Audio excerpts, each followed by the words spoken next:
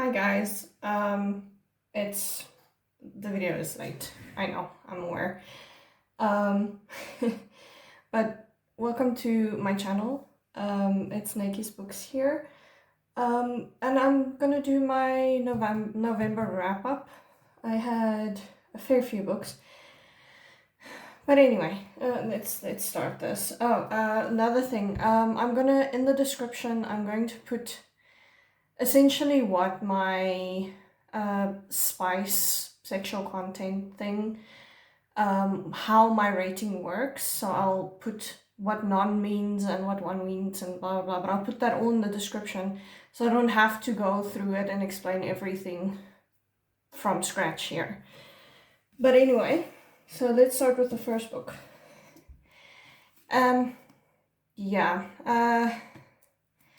What can I say about this? At 44%, I almost put this book down and DNF'd it. I didn't hate the book. I gave it 3 stars. Okay, let me just clear this up, right? Everyone loves this book. Here's my reason why I don't like it. This book is essentially these two. Okay, spoilers. If you don't want to know anything about the series, skip ahead. But just be aware, I'm gonna be talking about spoilers now. We have a dark-haired MMC who's kind of the right-hand man of the king, who's blonde. We have the FMC, who's essentially has white hair, and in this one she has gray hair, but it's essentially the same color. And no offense, but the plot is also exactly the same. Like, there's almost no difference, aside from that this is adult, whereas this is YA, but it's essentially the same story, just condensed.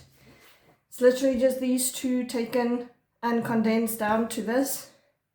So I don't get why people are going crazy about this. It's already been written, and this is also a book that's based off of another book, and essentially is copy pasting stuff. So it's the same book. So I honestly don't get the hype. The only reason why I gave this thing 3 stars because I kind of like the ending of it. But again, the end, she just ends up with engaged to the king. Sound familiar? End of that book. So, I don't know. Wasn't that great. Didn't hate it. The Gargoyle is my favorite. Absolutely love Bartholomew. Like, it's the only reason why I finished this book. And it's the only reason why I want to read the rest, because I need to make sure my baby is okay. That's the only reason why I'm reading the rest of the series. I'm very sorry to the people who genuinely enjoyed this, but this is just, it doesn't make sense to me that it has so much hype when it's literally just Powerless and Reckless rewritten into one book. Then our next one is kind of a mix of stories. It is City of Saints and Madmen by Jeff Vandermeer. And I haven't read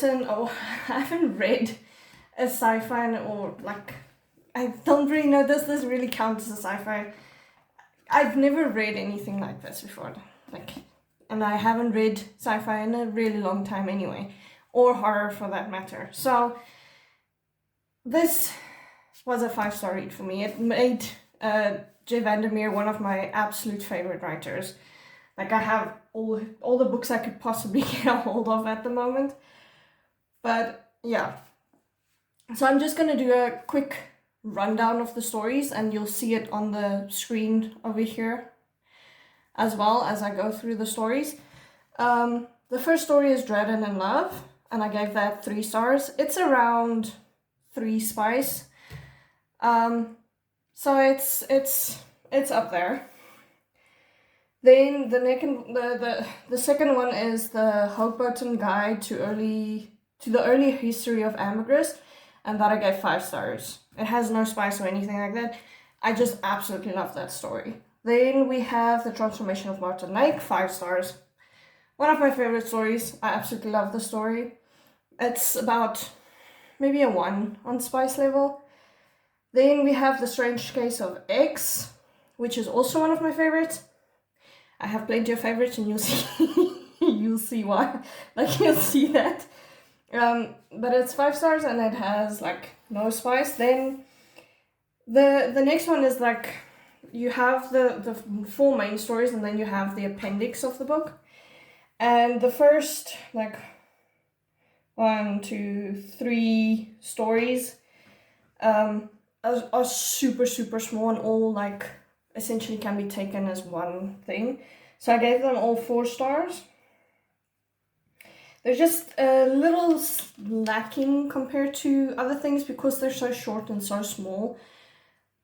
I feel like there's a lot of things that could have still been in there that wasn't. So anyway, it has no spice. Then we have King Squid. So that one was 3 stars in total. It has no spice. The only reason why I got 3 stars, because I feel the overall story for me was like the starter story was a 5 star for me, but the bibliography that is in there was way too long. I got bored very quickly. It was almost, I feel like, maybe all of the pages too long. It should have been like maybe 3 pages at most. But yeah, that's why it only got 3 stars for me. Then the Hope-Burton Family History. That one I gave 5 stars. I think it was very sad. It was actually a pretty sad story. And that was no spice. And then The Cage. I really like The Cage. That was 5 stars for me. And it has like 3 on spice. It's not, seriously not spicy. It's just or I shouldn't say spice in this case. It's more this book has more sexual content rather than spice, because this isn't that spice is, if that's the point of the book, whereas this isn't. The spice is just there. It doesn't really matter. Then The Owls After Death. Now this is my favorite story in the whole collection.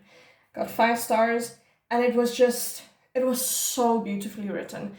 On my Fable account, I did a bunch of quotes, and at some point I had to stop myself because I just wanted to take that whole story and copy it over as one solid quote, because I loved the story that much. Then we have a note from Dr. V to Dr. Simpkin, and that was 4 stars. I thought it was very interesting. There was no spice there. Then The Man with No Eyes. I gave this 2 stars. It's my only 2-star story in the whole book, because there's this, let me just find it quickly. There's this like riddle essentially that you have to complete.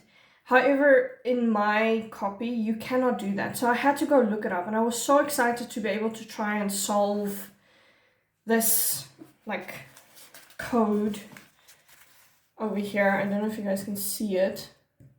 Focus.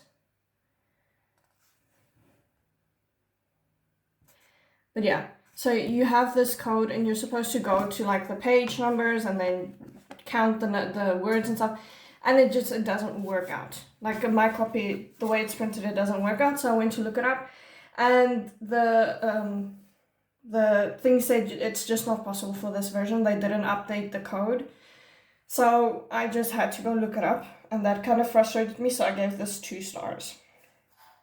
I don't see the point in having a code in there if you're not allowing us to fix or discover the code. Then we had The Exchange. I wasn't the biggest fan of the story, but it was still 3 stars. It was good. I think it fell a little flat for me in the next one as well. Yeah, I don't know. So Leaving the Flesh is also 3 stars. It also kind of fell flat and was like 1 spice. Then the glossary that's in here, I give it 5 stars. I thought the glossary was very interesting. It had some weird things. and I want to show, I just want to show this thing because it freaked me out. Like, this is kind of creepy. Like, what the hell? And this is supposed to be like an artwork or something. Anyway, and then all the other extras that were included in this, because essentially there's a lot of things from the start to the end of the book that actually, like even this actually fits into the ambergris story. Like, this has nothing to do with the actual author. So all the extra thingies that were included and stuff like that, I also gave 5 stars. So in total, I decided that this was a 5-star read for me. And collectively, I would put it at like a 3 spice maybe. Because of, like, yeah, like I said, but then, like I said, this is not really spice. It's more sexual content. It's just there. It adds to the story in some senses, but it's not the point of the plot. So anyway, that's this one. Then, oh, I finished a long one, but it absolutely became one of my favorites this year. So yeah, I did it. I read this. This is 1,024 pages. It is very heavy, and I resorted like maybe around there. Yeah, around page 500, around there, that area. I resorted to the audiobook because this was too heavy. I couldn't hold it anymore. I just decided, you know what, I'm gonna switch over to the audiobook. It's gonna be a bit easier. So I read this in tandem with the audiobook just to make it go a bit faster, and it don't have to hold this. I can put this down and just still listen to the story and comprehend what's going on. But yeah, I adored this book. I don't think this is a romance story. People go into this expecting it's a love story. I don't think it is. I didn't approach it as a love story, but it's very, very dark. So I would highly recommend reading your trigger warnings and maybe going through some of the reviews maybe, unless you don't want to be spoiled at all. But yeah, I got to the end of this and I felt like if I ever go back to the book, the ending's gonna change and it's gonna be bad. I constantly felt like I needed to, like, there's more pages and I'm just missing it. But yeah, this definitely made it onto my favorites, and I only have 4 favorites, so it did its job. And in total, this was like a 3.5 spice. There's spice in it, it's not the focus. There's a romance in it, it's not the focus, honestly. Though if you take the focus out, I don't think you're gonna have much of a story. But just don't go into this thinking you're gonna read a love story. This is not, in my personal opinion, a love story. This is just horrible. And I absolutely loved it. Anyway, moving on, enough fangirling. Though I'm gonna fangirl more now, so. Sorry, I'm just checking my notes. So if you hear pages, that's what it is. Don't mind me. Just paging through my book, because I have to make notes. Then I read this. And this is Annihilation by Jeff Vandermeer. I love this. It's weird. It's really weird. It's very short. It's only like 195 pages. Yeah, 195 pages long. It's like, I absolutely love this. It's not one of my like all-time favorites, but it's definitely up there because I gave it 5 stars. There's no spice in this. And if I'm being honest, this felt like... So there's stuff that happens in here that makes me think that the aside from the weirdness in the book, if you look under the surface, if you want to go like if I go that route, this feels like a book about someone grieving the loss of someone very important to the main character of the story. So you don't really know much about her, but what you do find out is kind of making me think that this is more about grief than it is what is actually depicted here. Aside from the obvious, where if you look it up, it'll tell you it's about climate change and all that. It's there, like it's obvious, it's not hidden or anything. But I do think something that people don't talk about is the fact that this actually does a pretty good job conveying the main character's grief and how she goes through the process of reaching her acceptance stage, even though we all know grief goes however it wants, there is no acceptance. But yeah, I just thought this was very well done. Then we go to my childhood, so I spent 5 stars here, but I read this and I love this. This is obviously not in my favorites, but it is in my favorites on nostalgia value alone. There's no spice, obviously, this is Jurassic Park.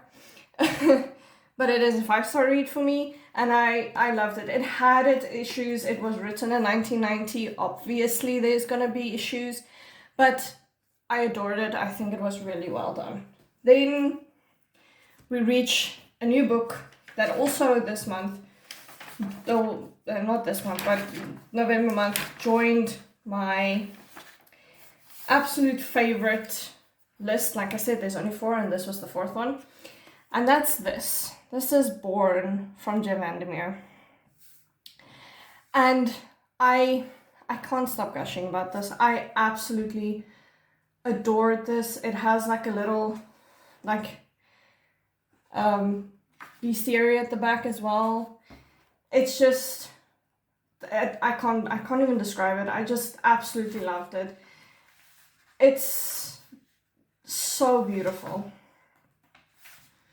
And the creature that's called Born in this just stole my heart from the second we meet him. So I highly recommend this. Please read it. It's amazing. It is 5 stars. It has about a 3 in spice. Just go for it. It's really amazing. Then I read the novella, which is part of it. It's a 1.5. So this is the first book, and this is the novella, and I loved this. It was such a, like, I don't want to say heartwarming. It's not really heartwarming, but it is kind of in a sense, and when you reach the end, it's heartwarming. I have to admit, I struggled getting into this. There is no spice or anything, but it, again, ended up as a 5-star. I absolutely adored this. I think the ending of it just made this book's journey very special to me, and I think it was very beautifully executed. And then we reach my last book, which is Dead Astronauts, which is the 2nd book in the Born series, also by J. Vandermeer, obviously. This is about a 1 spice. It is a 5-star, obviously. I think we all realize now that I just really love J. Vandermeer's books, so I think it makes it obvious. But I at a stage didn't know if I was gonna like this very much. It is very, very strange, and there was some things that kind of just didn't click well until I reread them, and I was like, okay, yeah, that makes sense now. There is one chapter in this, or one story in this, that kind of triggered me and made me want to put the book down and just forget it existed. But I am not easily triggered. It's just a situation that I found kind of uncomfortable because of other situations at the moment. So yeah, at the end of it, I really loved it. I liked how the main story was there and how it explains some of the things that happens in Born and in Strange Bird, and that you kind of know or learn about, but you don't know much about. I think that was really well done. I like how some of the short stories that comes after the second part kind of has different styles of writing, and how some of those stories closed off plot points in other stories in this, and how it all connected and how it all came together. I think it was really well done. I saw a lot of reviews not liking it, which is fair. I feel like this is a very unlikable book if you're not into this kind of thing. but I did absolutely adore it. It's not a favorite, like I said, but it's up there. I thought it was really, really good. And then just to, like I did last month, tell you which ones I'm currently reading. I'm currently in the middle of this, which is City of Saints and Madmen's second book, which is like it's Shriek and Afterward. Honestly, not that far in. I'm at like page 86, chapter 4. I'm struggling a bit. I think I'm just not in this mood right now, but it's also very slow. When I do read it, I get into it and I'm very excited about what's happening. But it's very, very, very slow, and I'm not really in the mood for something slow. But it's good. I'm enjoying it so far. We'll see what happens.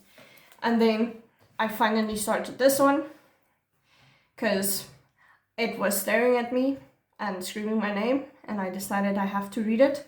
And I'm at page 149. I didn't read this yesterday. Look at my cute bookmark. Sorry, I'm getting it off on a topic, but I really wanted to share that. Oh, and this has some amazing artwork in it that I also want to share quickly, if I can reach it. So, this, I think it's gorgeous. And then I do love the next one as well. Also think it's gorgeous. And then this is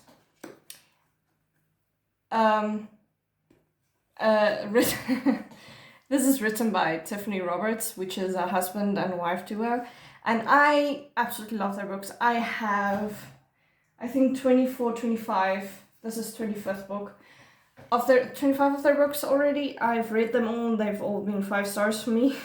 I absolutely love their writing. But yeah, it's kind of weird. This might freak people out because spiders and stuff, because you can see it has many legs. But I absolutely love this. Anyway, I'll see you guys next time. If you want to ask something, if you want to comment something, if you know something about one of these books and you want to talk about it, comment and we can talk about it by any means. Anyway, have a good day, guys, and I will see you in the next video.